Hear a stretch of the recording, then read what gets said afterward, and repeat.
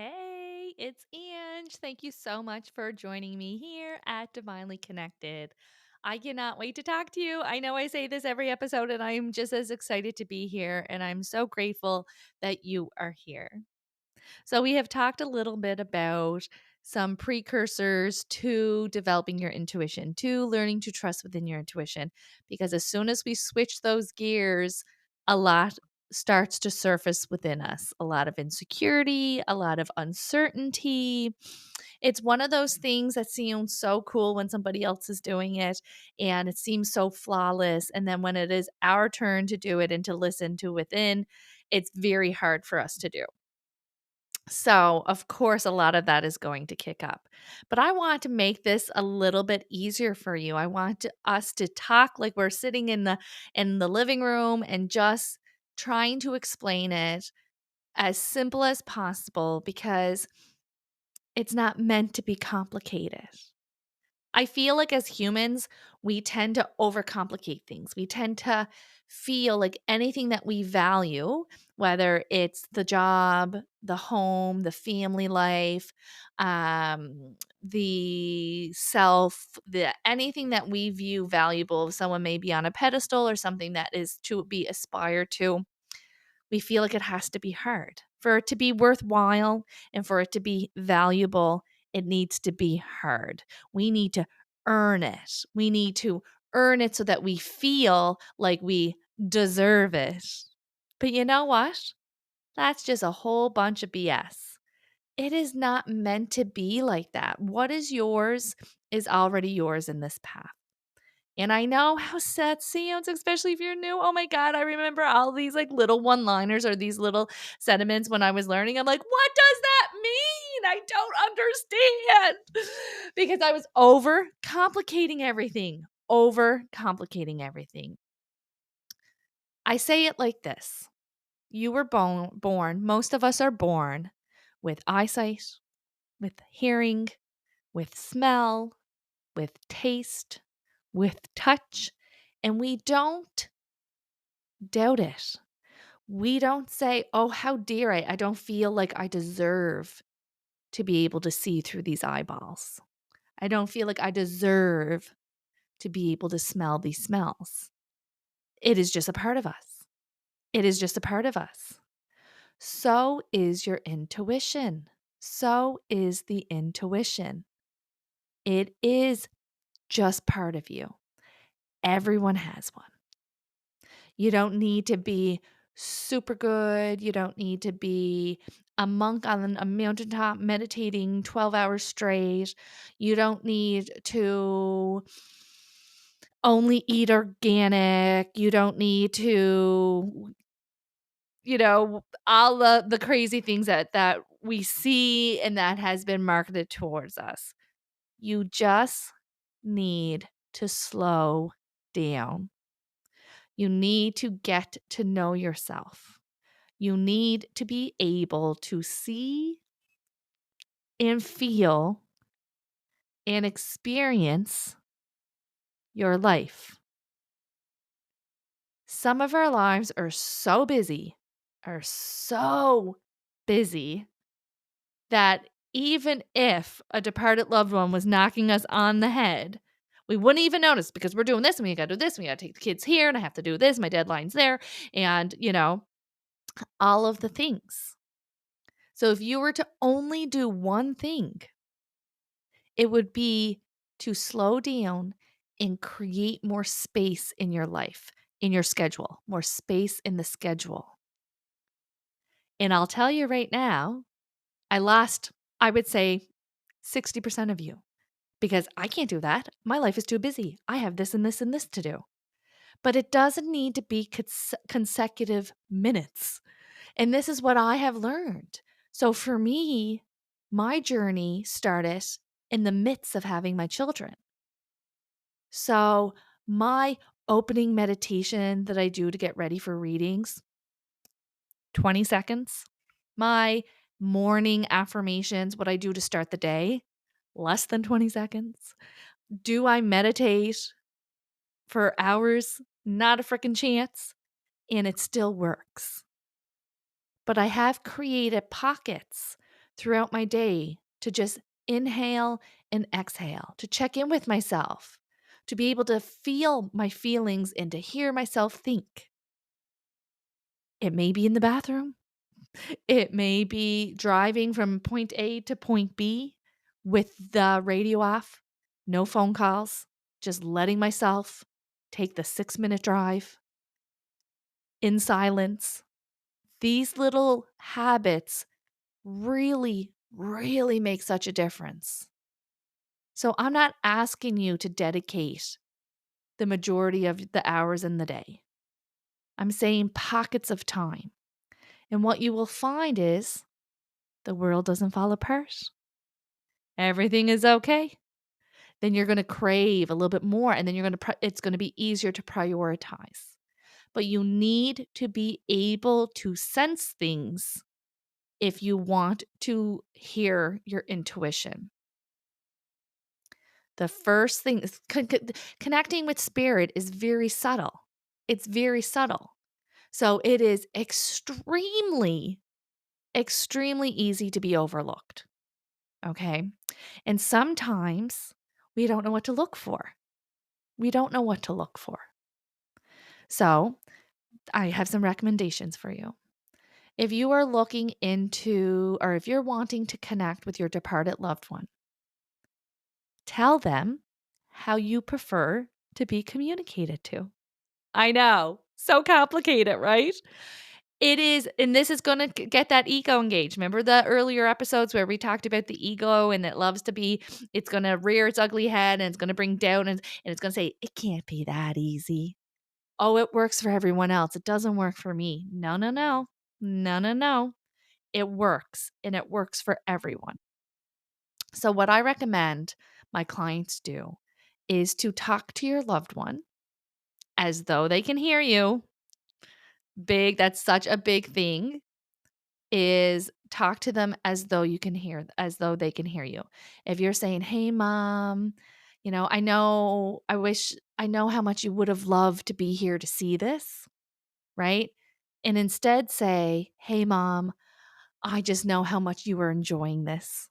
I know how much you're loving this right now." See how those two statements made you feel different? One kept you at arm's length, one kept some space and some separation, and one brought energy in. Keep that in mind. Talk to your loved ones as though they can hear you because they can. I promise they can. I promise, promise, promise. But you can also set the sign. You can set a sign, and I mean say, "Hey, mom, use the butterfly. Dad, use the blue jays. Grandpa, use the dimes. Everybody use what I assigned you to use so that I know who is here at that time. And don't use anything else until I build my confidence in knowing that that is you and that you are here with me." Now, the trick is they will do it. They will do it. They are so eager to talk to you. They want to talk to you just as much as you want to talk to them. They want to reassure you that they are with you. Okay? What happens sometimes is that we set these signs, they give it to us, which takes a lot of energy on their behalf, and then we discredit them. Don't do that. Right? And just think about it. I know so many of you will say, "Oh, I used to get the dimes all the time, but I didn't really know if it was dad and I don't know." And then all of a sudden you don't get the dimes anymore. It takes a lot of energy from them to give you signs and symbols.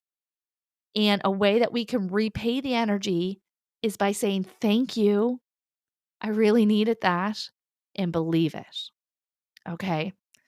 That is such a big deal. So everything is energy and everything in life needs to have that energetic balance. So they're giving you energy by assigning a symbol. You give energy back by gratitude and thanks. Okay? And what you will find is that you will start seeing them more often. One, you know what to look for. Two, they know what to give you. Okay. If you're collecting the dimes, get a jar. I know so many people on Etsy make these beautiful dimes from heaven, but you can just get a mason jar. You can have a bowl, you can have a baggie, whatever. What's so great about the dimes is that it gives you a physical measure, right? You can look and go, oh my God, there must be 50 dimes in there. Because what I find with signs, and this is part of that human nature, is that we will receive and we'll be excited. And then a day or two later, doubt creep in. And a day or two later after that, we forget. And we're back to ground zero, right?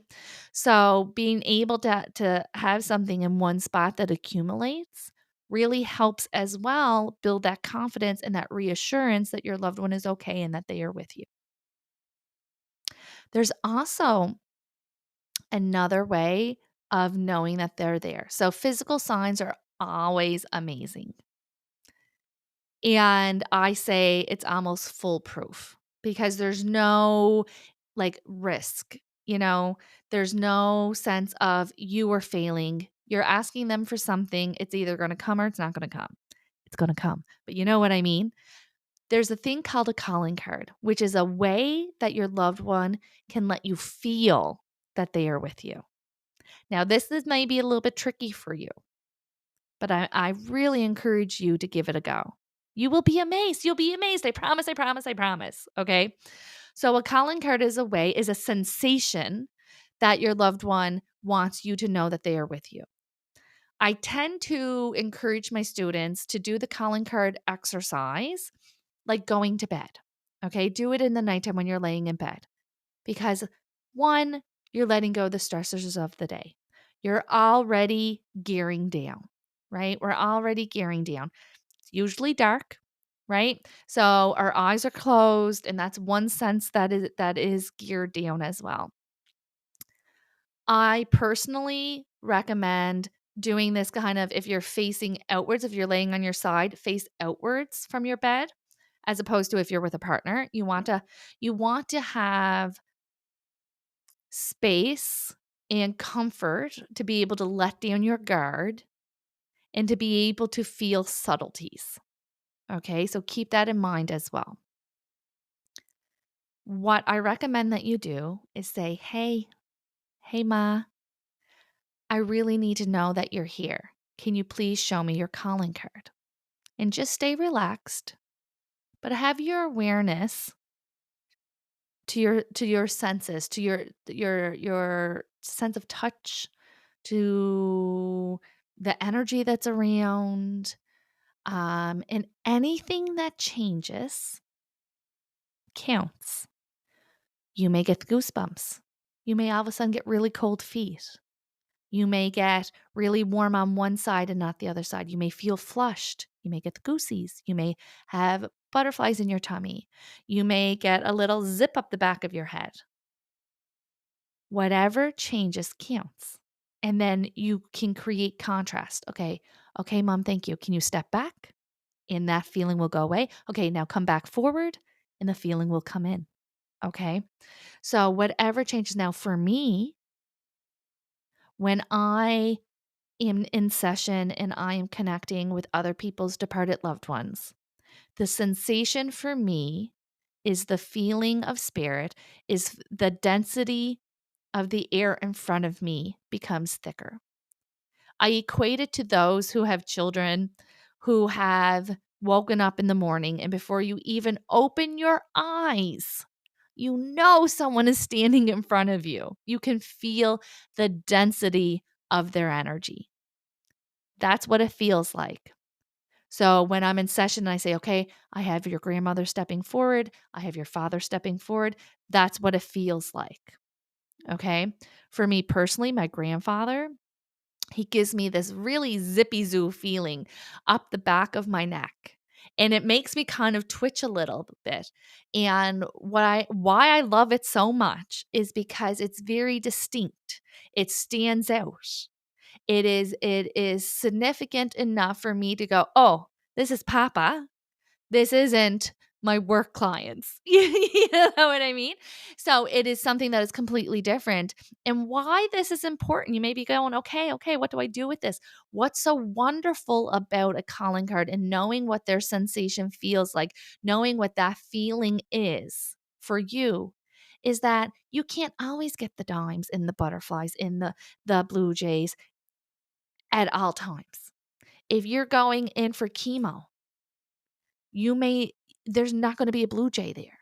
I mean, you may see one on the way, but what are the chances that there's going to be one in the hospital? Low, right? And that may be your sign and symbol, but they will make sure that you feel them so that you know that you're not alone. Or if you're feeling really stressed and you're about to walk into a big meeting at work, and all of a sudden you get your little zippy zoo, and you're like, okay, whew, not alone. We got this. Thank you so much for being here. And off you go. So it is a sign and a symbol that you get on the fly, and where there may be physical limitations to some signs and symbols, and each are valuable. It's not one or the other, it's both. I think it's fair to say that we want all the signs, as much communication as possible, right? So it's not either or, it's both. But if you prefer one way, communicate that as well. Okay? They're going to listen. Your loved ones are on the other side, and they just want you to know that they are okay. They want you to know that how they pass does not affect their peace on the other side. They want you to know that they are in perfect health, that you're not alone, that they get to witness and live your life through your eyes. They want you to live. They don't want you to stop living because they are not here in the physical form. Because what a waste would that be when, if you give up living and you get to the other side, and they were there the whole time, and they were like, man, you could have did this and you could have did this and we could have did this and we could have did this and you didn't, right? Living life is the best way that you can honor your loved ones. And they get the thrill, and they have way more influence. They have way more influence in our day-to-day life than we could ever know. Than we could ever know. It is amazing. And so often, and I find this especially with like skeptical men, really is the tendency that comes forward. They'll be like, oh my God, like it's so awesome over here. I didn't believe in heaven. I just thought when you're done, you're done, you know? And then they're like, oh my God, I get to see my grandchild play baseball. I get to play with him. I get to see him, kiss him goodnight. I get to see him in the morning. I get to witness everything. I'm literally not missing anything. And they are ecstatic. They are so excited. They're so excited. But to feel these subtleties, you need to slow down. And don't forget, setting these signs and symbols do not only need to be for your departed loved ones. If you're wanting to connect with your spirit guides, with your angels, with the archangels, you can set a sign and symbol for them too. And you will be amazed. You will be amazed at how often you get your signs and symbols. I remember this quick story. I remember when I first started, and the very beginning of my path, the first thing that I really learned, I learned about law of attraction first, and I loved that. And then when I started really wanting to learn about intuition, I learned about my spirit guides and my spirit team. And I set a sign for them. I used the rainbow.